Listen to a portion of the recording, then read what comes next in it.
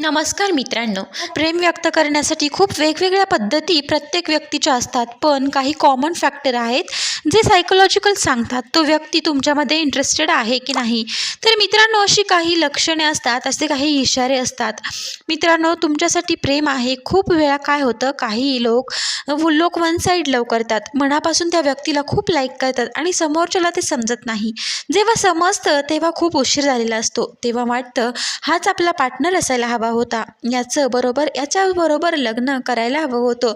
खूप सारे नंतरचे निर्णय चुकीचे न व्हावे म्हणून हे लक्षण आपण वेळीच समजून घेणं देखील तेवढंच गरजेचं असतं.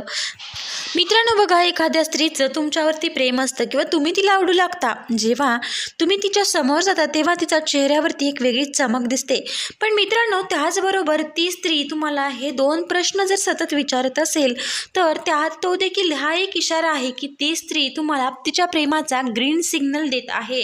आणि त्या दोन गोष्टी म्हणजे, जेवढं मी प्रेम करते तेवढं तू पण माझ्यावर प्रेम करतोस का. मित्रांनो, हा प्रश्न मात्र ती 100% विचारते आणि तिला हे जाणून घ्यायचं असतं की तुमचं तिच्यावरती किती प्रेम आहे. आणि दुसरं म्हणजे, उद्या कोणासाठी तर मला सोडणार नाही ना. तर हे दोन प्रश्न ती हमखास विचारते, कारण तिला तुमच्या आयुष्यात तिची जागा निर्माण करायची असते.